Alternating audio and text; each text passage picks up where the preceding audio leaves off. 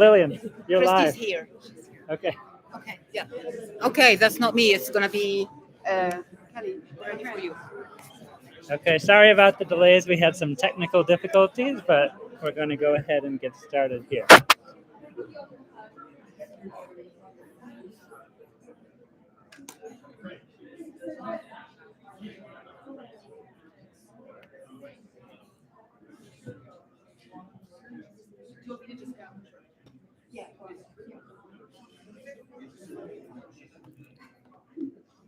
Good evening. Nope. Try again. Yeah, there's a button. Thank you, Katie. You're welcome. Would you rather have this or the free held one? I think that's fine. But I am gonna. Ooh, I feel so weird seeing myself. All right. Good evening. My name is Kelly Blewett, and I am the Secretary of the Council of Writing Program Administrators, and it is my pleasure to welcome you tonight for a happy occasion of talking about some award winners. So we're going to start off by talking about the Graduate Research Award, and here to present that award is Kat O'Meara, who chaired the Graduate Research Committee. So I'm going to just go ahead and turn it over to Kat.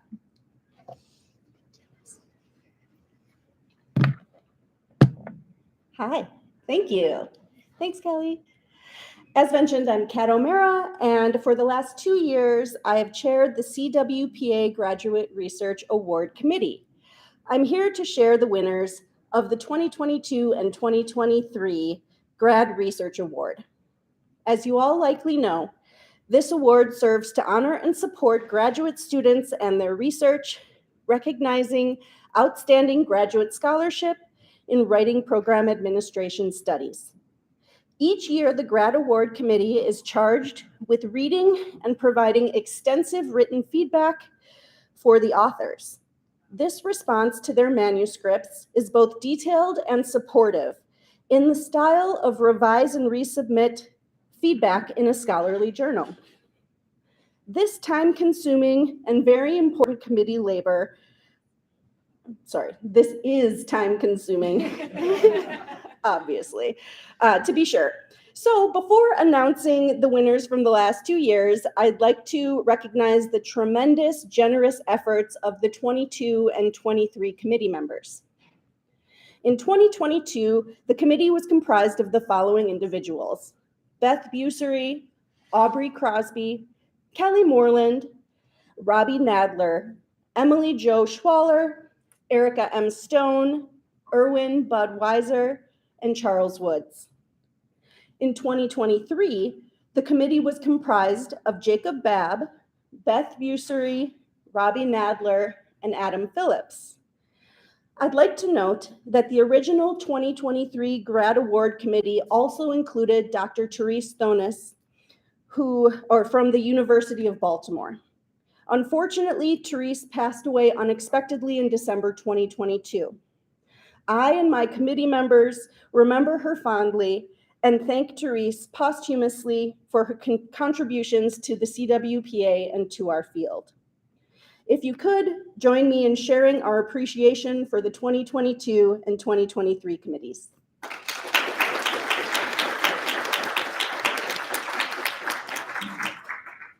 And now, the moment you've all been waiting for. Here's the recipients of the CWPA Graduate Research Award. Unfortunately, neither of the recipients was able to attend the conference in person. However, I think they're both watching our live stream, so be sure to clap loudly so they can hear you all the way from Reno.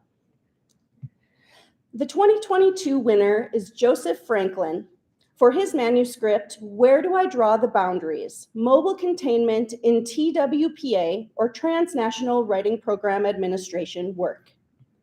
Joe is a recent graduate from the PhD program at the University of Louisville, and his manuscript draws from his dissertation, which advances the global turn in writing studies by examining academic mobilities through an institutional ethnographic study of TWPAs outside the United States. As Joe noted in his cover letter for the award, His manuscript contributes to research on the nuanced, complex representation of global writing studies scholarship. The 2022 committee was especially impressed by the way Joe advocates for more research in WPA transnational contexts outside the US. And importantly, his research contributes to making visible often marginalized voices in our WPA community. To quote one of our 2022 committee members, Joe's work is a gift to WPA scholarship. Congratulations to Joe Franklin.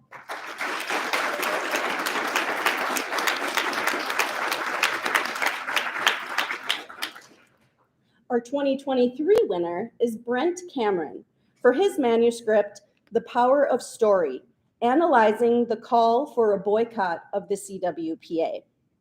Brent wrote this piece as a first-year doctoral student at Virginia Tech, and he's currently working as a professional writing specialist at the Purdue Writing Lab. What drew the 2023 committee to Brent's manuscript was its obvious exigence. In writing about a very significant and for many acutely painful and polarizing event within our organization, Brent's research contributed a thoughtful balance of voices and brought critical attention to sharing a powerful narrative of this momentous time for the CWPA. His research illustrates the potential that rhetorical empathy has when we seek to make lasting anti-racist and equitable change. And Brent believes, as I think we all do, that real change is possible in writing programs when we mindfully work to listen to one another and to understand each other's positionalities. Congratulations to Brent Cameron.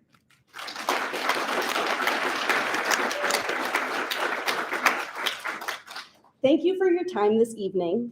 I'm so honored to congratulate Joe and Brent, and I want to thank them both personally for pursuing such important research topics that have very clear connections to this year's CWPA conference theme of social justice WPAing. Both of these scholars certainly talk the talk and walk the walk. And one last thing, if you are a grad student or know and love a grad student, I encourage you to check out the CWPA-sponsored session tomorrow, G1, bless you, at 1:35 p.m. in the Casino Ballroom, where our 2022 and 2023 winners, Joe Franklin and Brent Cameron, will both be Zooming in to share more about their research and to answer questions about the CWPA Graduate Research Award submission process. I hope to see you there. Thank you.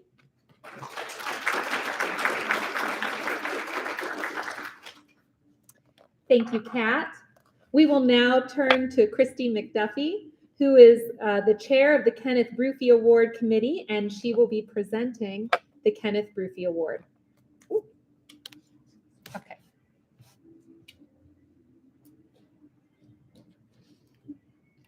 Hi.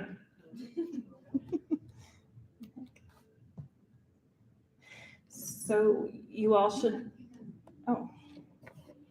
Hello. You all should have let me go first because I cannot live up to that. Mine will be very short, but my admin team here loves it when I just ramble, so I will promise to do a lot of that for you. Okay, so I'm pleased to announce the Kenneth, is it Brophy? Brophy. Kenneth Brophy Award, the award for the best article published in WPA Writing Program Administration. So I will be announcing two because our committee read for this year and for last year when the committee did not run. So just jumping right in. The winner from the 2020 publication year is Toward a Rhetorical Model of Directed Self-Placement by Xiaojie Wang, published in issue 44.1, fall 2020. Readers were impressed with Wang's innovative and theoretically grounded approach to DSP and its inclusive representation of international students in DSP practices. The winner from the 2021 publication year is Arriving with Credit, a study of 200-level writers and the question of equivalency by Debbie Minter and Sherry Stenberg, published in 44.2, spring 2021. Readers valued Minter and Stenberg's detailed study on various types of composition credit and their prioritization of student voices. This article can benefit teachers and administrators across institutions. And I also want to thank you to our committee readers who may not have realized that they were signing up to read 2 entire years worth of WPA articles, which is honestly part of why I love this committee, because it keeps me up to speed on scholarship if you're looking for a committee to volunteer for. So a huge thank you to Megan Brewer, Angie Carter, Catherine Hall, Tara Moore, and Amanda Sladek. Thank you.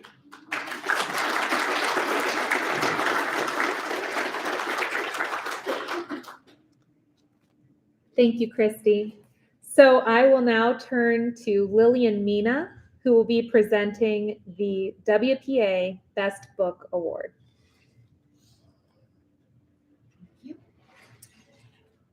Good evening, everyone. I'm here to present this award because Michael Ferris, the committee chair, cannot join us. And he sent me all the details, so thank you, Michael, for that. The award was just announced a few days ago. And let me start by thanking the committee members. Michael Ferris was the chair, Sarah Humphreys, Kimberly Lacey, Carolyn King, Christy Wenger, Adam Crowley, and Amy Hodges. Okay, now let's start. We have 2 winners, one from the 2021 and one for the 2022. I'll start with the 2021. The award went to Writing Enriched Curricula, Models of Faculty-Driven and Departmental Transformation, edited by Chris Anson and Pamela Flash from University Press of Colorado and the WAC Clearinghouse. And I'm going to read the blurb that the committee wrote for this award. Do we have anybody from that collection here? Any of the contributors? Okay. The committee praised Writing Enriched Curricula for its strong contribution to the theoretical underpinnings and logistical applications of the Writing Enriched Curriculum, or WEC, approach to the creation and sustenance of systematic, campus-wide writing programs. Writing Enriched Curricula is a strong contribution to WPA work and provides a clear path forward for extending our reach across campus and transforming institutions. The 11 chapters highlight how people at institutions adapted WEC approach for their specific context and provide not just models, but also clear applicability for other WPAs on employing WEC approaches. The collection helps to extend the work of WPAs in centralized programs by demonstrating how collaborative inquiry can enhance the integration of writing in all disciplines through systematic inquiry, self-reflection, implementation, faculty development, and ongoing assessment. Please, congratulations to the 2021 award winners.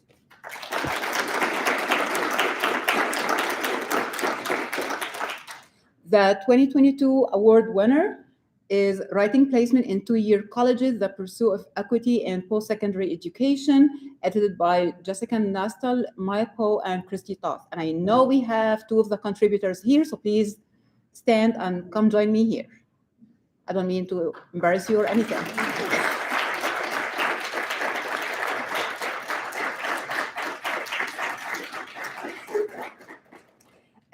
The book was published by the University Press of Colorado and the WAC Clearinghouse in 2022, and the committee wrote that Writing Placement in 2-Year Colleges brings together 2-year college teachers, scholar activists from across the United States to share stories, strategies, and data about local efforts at reforming writing placement assessment to advance educational access and equity.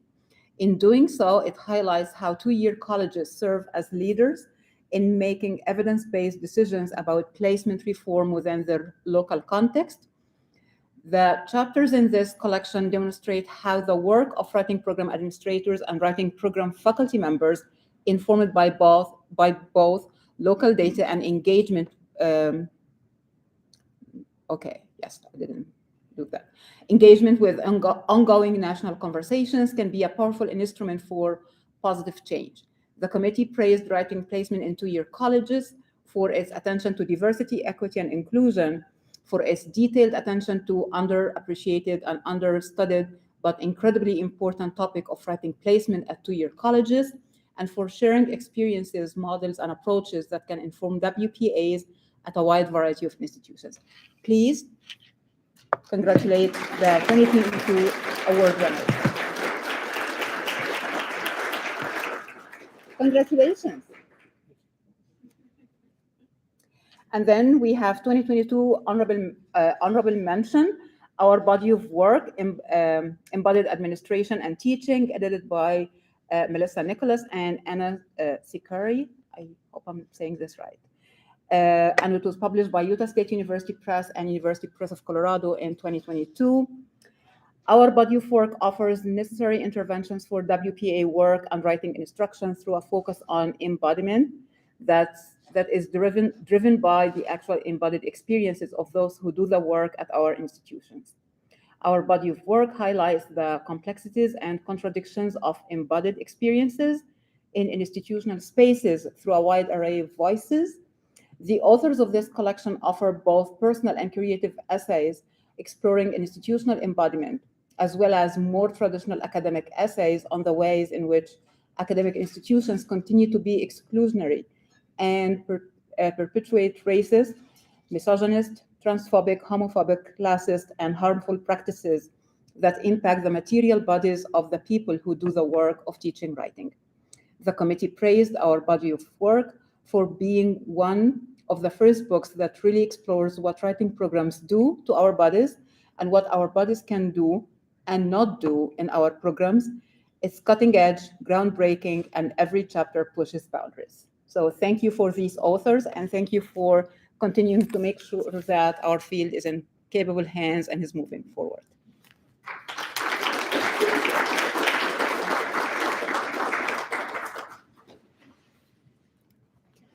Okay, I'm going to pick up the mic here if I can. It's now my privilege to be able to thank two past presidents, neither of whom are with us tonight. I'm going to be speaking briefly just about Mark Blauhera and Susan Thomas. Mark served as the president of this organization from 2019 to 2021, and Susan from 2021 to 2023. And they gave so much of themselves to lead this organization, and I feel that they've put us in a position to continue to grow and change in the ways that will make us better as an organization and enable us to do better work. So Mark, I just briefly want to say, made many positive changes, including introducing a tiered membership payment structure, creating a green option for the journal so that you could get it electronically. And he created the template that we are currently enjoying right now in Reno by kind of planning out this conference with a real kind of budget consciousness in mind, which Lillian has taken forward in some really beautiful ways. And I just want to say, you know, during the pandemic, Mark had an idea about asking past presidents to give advice to new WPAs. This was advice that I watched on YouTube in the middle of the night whenever I was taking care of my little baby as a new WPA. And whenever I interviewed for the secretary position and I shared what those videos meant to me, Mark was just totally delighted. But I'm convinced that I'm just one person who has benefited from Mark's passion for sort of creating structures that will allow wisdom to flow from people who have experience to people who are looking for mentorship, as I was at that point.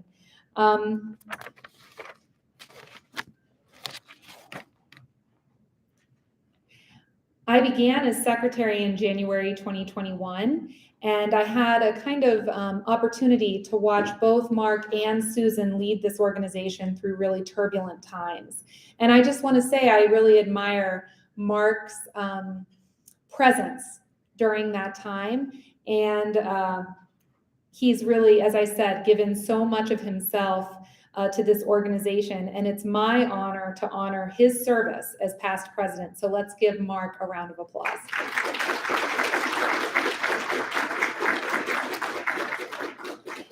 turning to Susan, there's just so much to say about how she has positioned us to move forward. I don't know if many of you were able to go to the 1-8 Create session today, but Susan said from the moment that she entered the president role that she wasn't interested in quick fixes. She wasn't interested in Band-Aids. She wanted to examine how to shift the culture of CWPA so that it could be more diverse, equitable, and inclusive. And I think that she really has enabled us to take a good look at where we are, in part through working closely with 1-8 Create on a cultural survey audit. And we are positioned to use what we're learning to go forward. Susan also did this while living halfway around the world. You know, she led us from Australia. And yet, and I see many people nodding, her warmth over email and the sense that she cared about the organization and cared about individuals who were serving came through so clearly despite that distance. And I just think it was with a really full heart that she worked to make space for new folks within the organization. It was under her leadership that we had our first international Latinx keynote speaker, among other things, but she also looked back and tried to honor the service of folks who came before by establishing that Lifetime Achievement Award, which Kathleen Yancey and Dwayne Roan were awarded last fall. So, you know, as an organization, we are privileged to have been led by these two past presidents, Mark Blauhera and Susan Thomas, and I'd like for us to give them one more round of applause.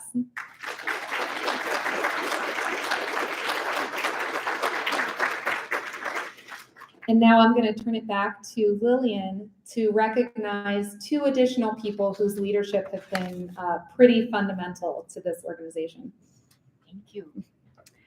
So I don't have that much of a speech to say about the first person I'm going to talk about, but I'm going just to say some personal experiences with that person that have really impacted me as a WPA and as a member of the leadership team of CWPA.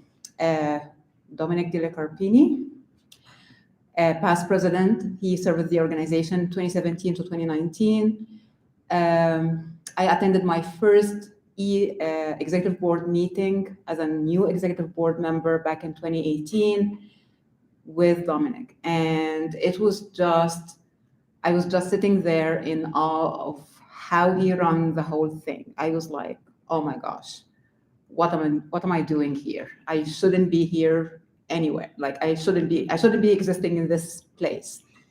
But he was so welcoming. He's the one who planted that phrase in my head ever since, that we are a mentoring organization. We are not like any other professional organization in our field or in other fields. We do mentoring. This is what we do. This is the bread and butter of our work day in and day out in this organization. I don't want to get emotional here, but in 2021, during that turbulent time at CWPA, the one person who was always there for me was Dominic. And for that, I'm forever grateful for all his support, mentoring, advice, guidance on how to navigate those hard times that were not easy for anybody, especially those who were on the executive board at that time.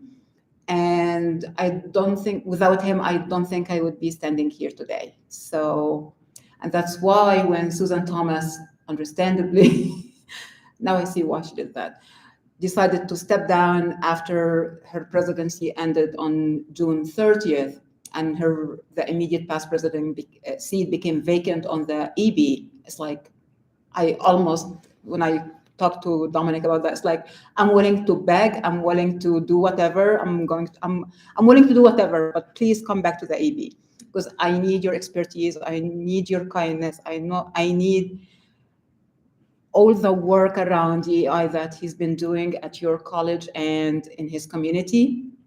That has been greatly inspiring for me personally and as a WPA. And I'm so grateful that he graciously accepted to serve one more year on the EB as the immediate past president. So please, Dominic, come over here.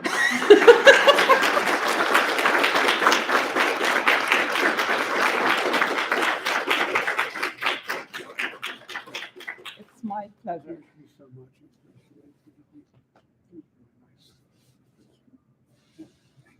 Want to say a word? Well, I'm surprised and really honored.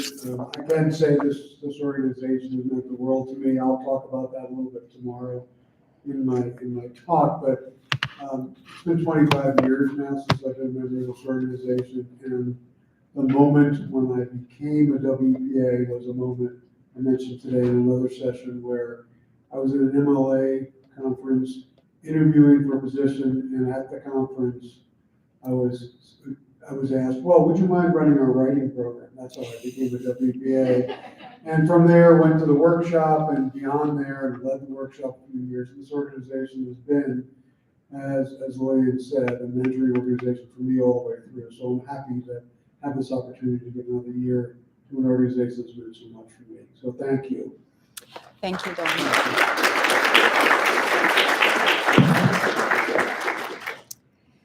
And the other person I'd like to acknowledge tonight is one of my favorite scholars, one of the few people whose work has really informed what I do in my WPA research. And I was so lucky to get to work with her on the EB and for the last few years, Shirley Rose.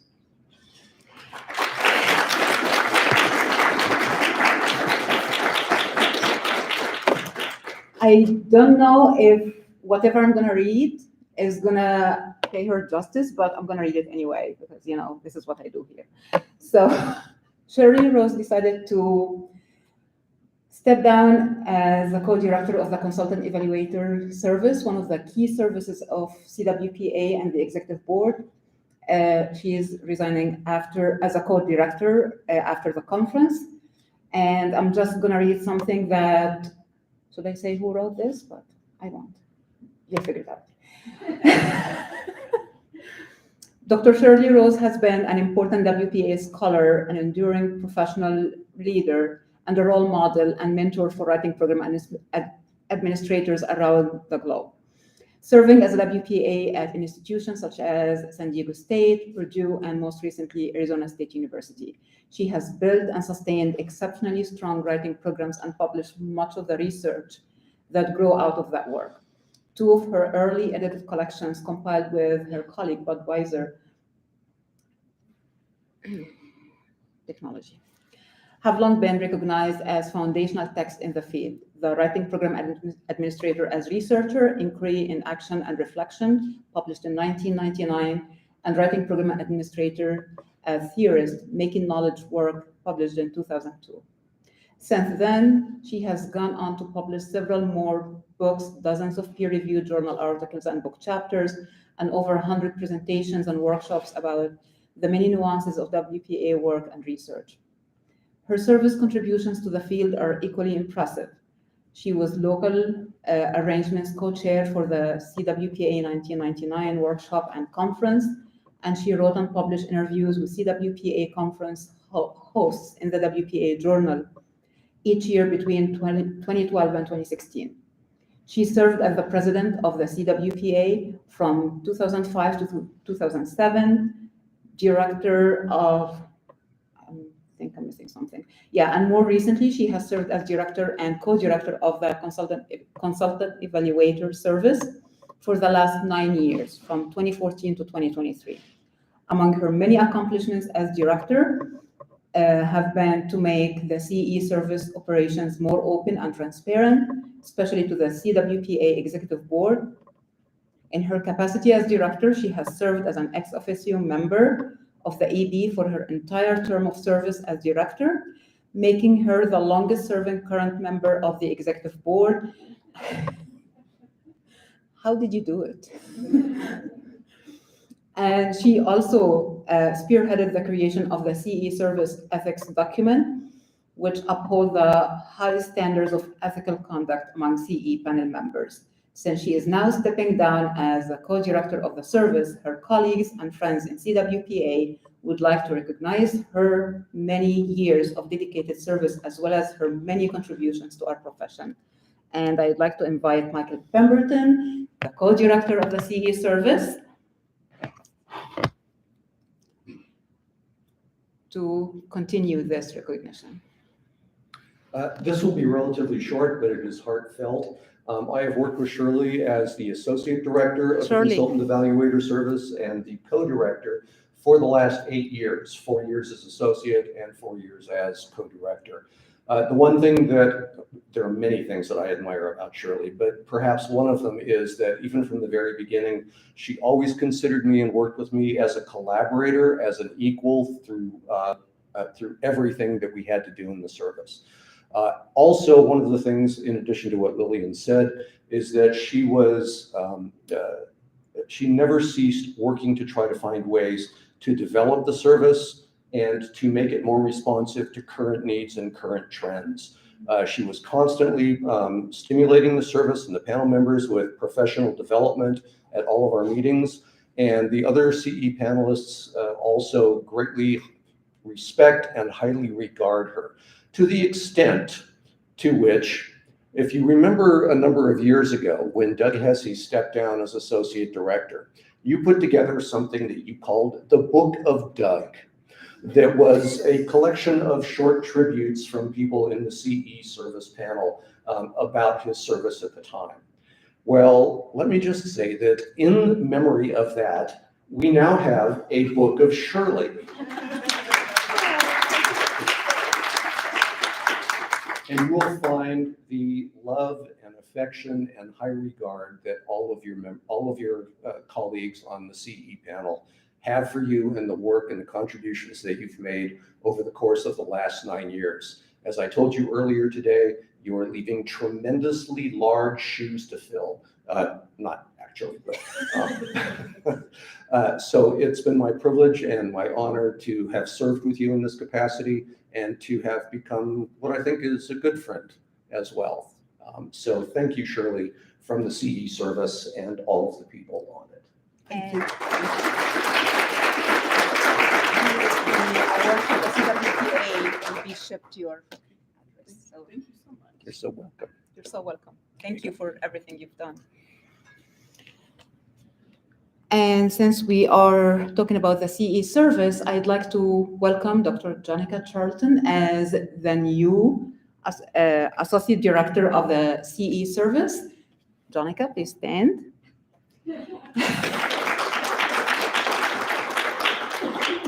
Jonica has joined us recently, and she comes from the University of Texas, Rio Grande Valley. And she will be then the Associate Director, okay? Oof, I'm starting to ramble, thank you, okay. I'm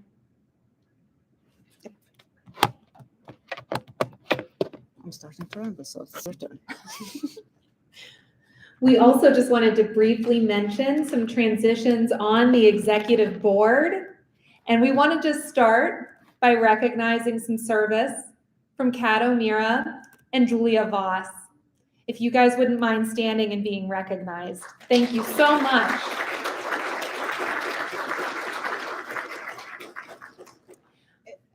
Is Julia here? She is, but she's not in this room. Okay, so Kat, we have something for you. You know, just to remind you of all the wonderful times you had in the past. You have my permission. Both Kat and Julia served from 2020 to 2023, and it is absolutely my pleasure to welcome some new members to the executive board whose service is just beginning. So I'm going to read some names and institutional affiliations, and if you wouldn't mind standing up if you're here, that would be awesome. Daryl Lynn Dance from Hampton University. Yay.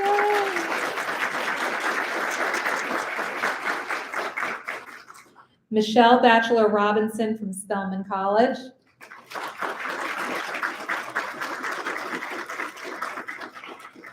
And finally, Crystal Seahorn from the University of Houston Clear Lake. And Crystal can't be with us, but I believe she is watching this live stream, so let's just give her a little.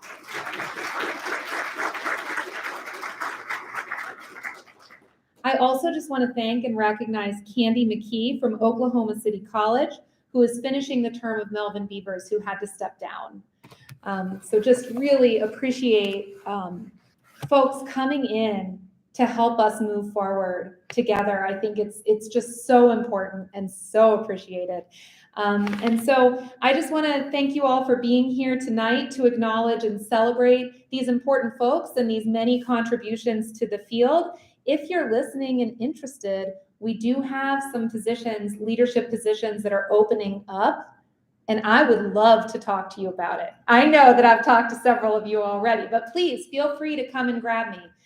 It's a really great opportunity to get to know some folks in the field and do some really important work, and I would love to talk to you about it.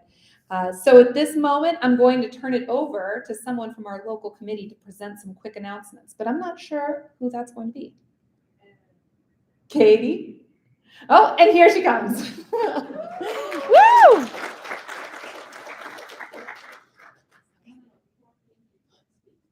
Oh. No, come here. Uh-oh. I just wanna again and again thank the three co-chairs, Katie, Todd, and Jim, who's not here right now. They have been working around the clock to solve all kinds of issues that keep popping up, and I'm not gonna count how many things keep popping up. Don't Okay? count. No. Don't count. No. We lost count a while ago. So please, these folks have been here all day, staffing the registration desk, helping everybody with their technology, solving all sorts of problems. So please give them a huge round of applause.